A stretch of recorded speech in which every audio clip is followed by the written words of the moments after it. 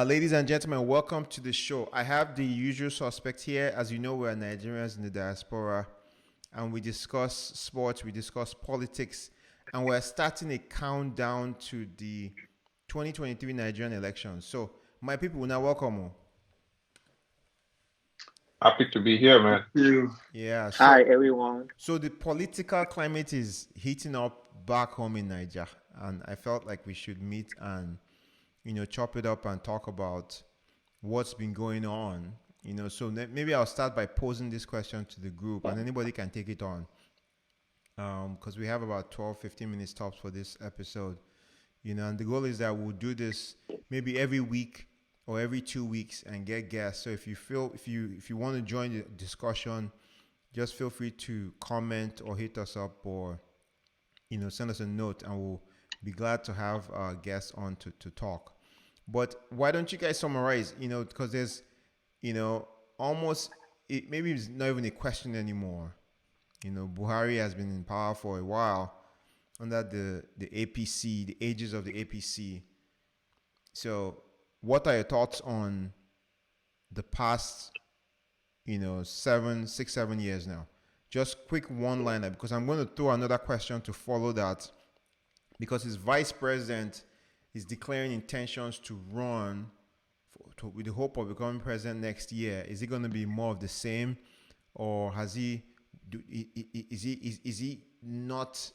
Can we separate him from Buhari? So let's start with the first question I asked you. How has the Buhari regime done? What's the scorecard? What's your passing? What's your grade? Anyone can take this. Shambolic, F9.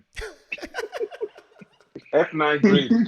In fact, this one is the administration, unfortunately, without any bias or anything, is by many metrics the worst administration in the history of Nigeria. By many metrics, not just subjectively. But they say that after every we lost Margo's video. They say that after every election, every one whose term is coming to an end, that is the worst. So give us some data. Man, I don't know. And you guys feel free to chime in, because data. some of you have gone home recently. Kitibs, I know you went home recently. Yeah, I don't know. Let me let other people chime in, but briefly, I can just say, in terms of security, no one can say we are safer than under previous administrations. Okay. In all areas of the country, north, east, west, south, in terms of economy, if you look at the simple metric of the naira to dollar ratio, the highest ever, record-breaking, unprecedented. In terms of infrastructure or lack thereof, a lot of areas, are terrible congestion and lack of development. In terms of, education, what can you point to? I can hog the whole show. No, yeah, I see that. There's no passing score. Anybody will give me a passing score, or is it F9 all around? I think we can all agree that the past 6-7 years of Buhari's regime has been a disaster. I think that's a global consensus. Yeah, so to argue about. So let me pose this question to you, because and the reason why I ask this is strategic. Is Osinbajo part of that F9? Is he part of that failure? Well, I would say that Osinbajo is the vice president to Muhammadu Buhari, who is the president. So he's a part of that administration. So he's partly responsible if there's a failure or there's success in that administration. So he's partly responsible. There's no way you can absolve him because he's part of the administration. The truth, like I always say, is just that the president is responsible, for, the most of what Nigeria has become. Because when you vote for the president. The vice president is an errand boy, he's going to be a deputy. He makes no concrete decisions at all. He has opinions, but the president can overrule and overturn all those opinions. So you can say, Osinbajo can say, well, I'm part of the administration, but maybe I'm not wholly responsible. But But regardless, it's still part of he the led the administration. National Economic Forum, right? To Toti's point, you know, job losses, inflation, gas price went through the roof. Dollar is almost $600. Tot Ekitibs, can you Yeah, separate Oshibajo from the failed regime? you know, just to answer the first question, Buhari administration has been a total failure. Um, I will give him anything worse than F9. Now, for the vice president, this is it. I know that it is the vice president is there to deputize for the president, but most of the decisions from come from the president. The vice president does not have much opinion. If he has an idea, it may not come to fruition because the president has his own caucus, his own cabal that he listens to, and that is what happens. So Oshibajo was just there. I believe it was just put there by some powerful people, and it doesn't have much say, but it's still part of the administration. So when I watched his speech when he declared for presidency, I think he was trying to toe along a thin line, not to piss off Buhari's people while trying to say he wants to help the country. I actually think he's an honest man. I believe so, but he's under the wrong party. He was the vice president under a very horrible president, and but he knows that he wants to become the president and he needs the votes of those people that are Buhari loyalists. Yeah. So, and he doesn't want to piss off Buhari because he needs Buhari's blessing to win the APC ticket. I also think he knows that things are not going on smoothly, no matter what. What that speech that he gave was a lie. I did not like it. However, I might understand the reasoning behind it. The only thing I can say is this: during the 2-3 months when Buhari first went for medical leave in London, and he was the acting president, I think he did some very nice things, and people talk about that. And I think probably when Buhari returned to Nigeria, the cabal around the president did not like what Osinbajo did. So when Buhari went on medical trips, subsequently he refused to hand over to Osinbajo. So based on that 3 months, he did quite well, but it is very hard to separate him from that Buhari regime. And a very good opposition if they are good, they should be able to tie Osinbajo down if he wins the APC ticket to Buhari administration. Yeah, but debates debates unlike the U.S. elections where debates do carry some weight when it comes to the polls. I don't know how much weight those Niger debates carry. But Mago, you haven't talked yet. We're 8 minutes in. Do you agree with the rest of the group that he can distance himself from the Buhari regime?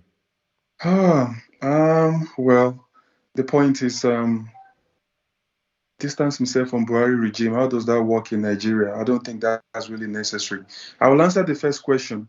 The Buhari administration failed in every aspect: economy, security, infrastructure. They failed woefully. But were we surprised? I don't know. I personally was not surprised because I listened to history from when Buhari was military president in 1985, how things went down south and how people were queuing for milk and all of that. So from the point it was Jonathan versus Buhari at that time, I knew Nigeria was in a deep mess. It's like being in the middle of the devil and the deep blue sea. What do you do? So this is not surprising at all. But for me, can Osinbajo distance himself from the Buhari administration? He really can't. He was there. But the truth is, could he have done anything? No. The vice president doesn't really have any power to do anything. I am not very familiar with the constitution, but the constitution of most countries does not really specify any particular roles for the vice president. It's whatever the president wants them to do that they do. And like Itibi rightly said, when Osinbajo was in power for like 3 months when Buhari was away, he was changing a lot of things. But the moment Buhari came back, the cabals influenced him, and he started to they turned around, practically almost everything, including the pensions. The head of the pension commission that stole money, billions of naira, that they removed. Buhari came back. The guy was freed, and funny things like that. So, can Osinbajo do something different? Probably. And I think so. I think, in fact, it will be different. Is he under the wrong party? No. APC and PDP, as far as I'm concerned, they are the same thing. What's going to happen is, okay, let's imagine that worst case scenario, Osinbajo somehow contests under the PDP and he wins. There's going to be cross-carpeting. The people from the APC will cross to the PDP. You know how Nigeria works. Yeah. It's always cross. So the party doesn't make it. It doesn't make a difference. The person. Some people have said he should resign. What do you guys think? Should he resign? No, he can't resign. He should not resign. There is a lot of power incumbency. That's going to be the dumbest move for him to make. The fact that he's there, he holds some degree of power, whether you like it or not. His loyalists are going to be there for him. He's going to see some things. So he just has to hold on to the little power that he has. And we don't know how close he is to Buhari, but it seemed like they kind of got on well. So he should hold on to that goodwill that he has and that he's trying to preserve and see if he can get the best of it. And I think he will do well because he's educated. The fact that he's a professor of law gives me a lot of confidence. I do expect that he will adhere to the rule of law. I do expect that he's not going to be stealing money like a crazy person. Will there still be corruption? Probably so, but I think it's going to be very different from the rest. Jonathan Sef, not professor or something now. Doctor. Osinbajo is a professor of law. Yeah, but Jonathan, too, my point is, being an erudite scholar doesn't guarantee you're going to govern well, right? What do you guys think? Definitely. There have been so many, they don't even bother with that one. There have been so many professors that are ministers and this and that, they are corrupt as ever. But to counter, Magu's point, basically, I think Osinbajo, you are saying he has power, but then he does not have power to institute positive influences in the administration, which is kind of arguing both sides of the thing. You can't have no power and some power. Even during Obama's administration, Biden was useful as a vice president to get some things, and in fact, he was instrumental in passing Obamacare because he had finesse, he had power in the Senate. So they are useful. I mean, a vice president has his uses. That's what I'm trying to say. A vice president is not necessarily a relic or an errand boy. If you are potent, even just using the US, Mark Pence, he had his own uses when he was riding the base, connecting the base to Trump's own agenda, the evangelical base. And Trump, if not that, he had a conscience, he would have been critical to overturning the election. And then we're not to digress, but I'm just trying to say Osinbajo is definitely intricately part of Buhari's administration and their fortunes, whether good or bad. And definitely he has some influence. How much would, of course, not as much as the president, but then it would be very foolish for him to resign, like you said, because the constitution he doesn't need to resign. He can compete as a vice president, unlike some of the other ministers and other things that constitution, if you are going into politics, you can't be, a minister and a civil servant, without relinquishing your post. Anyway, that's my own. Your mic is yours. Well, I think, based on other parts of the world as well, if you are elected into office, you can be in that office and contest for another election. Somebody was elected to be vice president by Nigeria, so doesn't need to resign at all. So people saying he should resign. Yeah, that's right. Exactly. That makes no sense. I think they mean resign in the sense of distancing himself principle. From Buhari, No, doesn't. No, you can see Buhari every day. Go and see after that. Go and campaign. He was elected into office to serve Nigeria for 8 years, as the case is. So he doesn't have to resign. So everybody's asking him to resign. I have no idea. Ted Cruz was campaigning for president. Wasn't he a senator? Wasn't he getting paid? You know what I mean? So if you're elected into office, you have the mandate. So you're not under any compulsion to resign. That being said, I feel like when it comes to power designation, Osinbajo has so much power as Buhari gives him.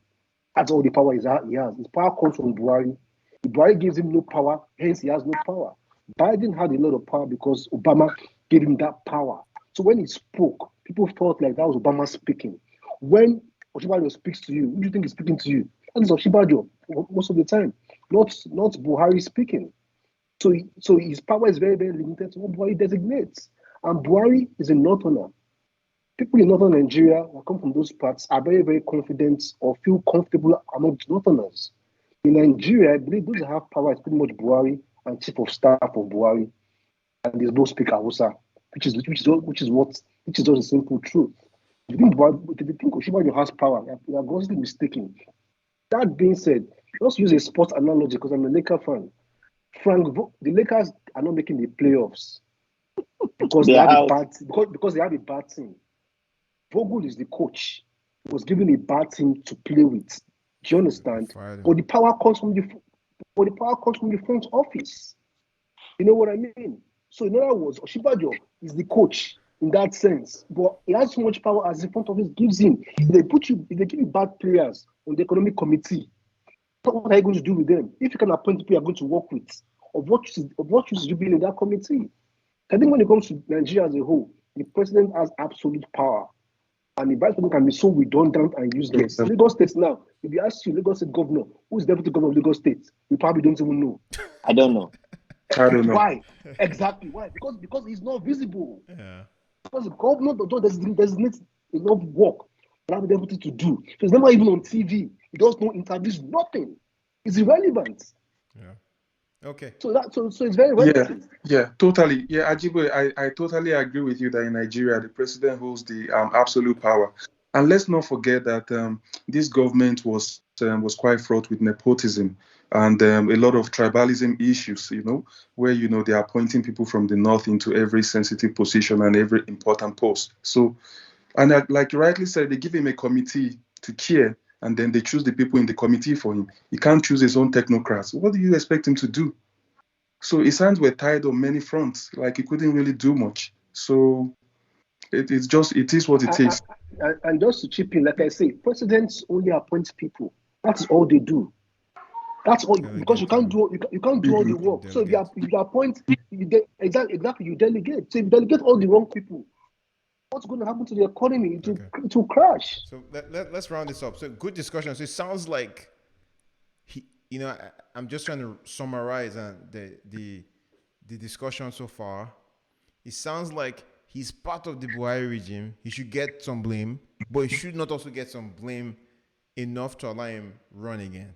Right? That's right. That you guys are just kind of absolutely because and this is the reason, because he has to be there. He has to be there to get some kind of support from them, get some visibility, and have the opportunity to run one day, so that he can do things the way that he wants to do it. This is politics. It's a country of different tribes, different religions. We are different along so many lines. So as much as possible, you need to try to align with as much people as you can, as many groups as you can, to get a chance to lead. And I believe that's what Osinbajo was doing in the last 8 years. And I think he's been very smart doing that. And I think we should give him a chance. Okay. Excellent roundup, Magu. So this is the wrap up of episode 1. Join us for episode 2. We're going to talk about the APC dilemma between Osinbajo and the Tinubu, and so join us for that episode. Jagaban. Exactly.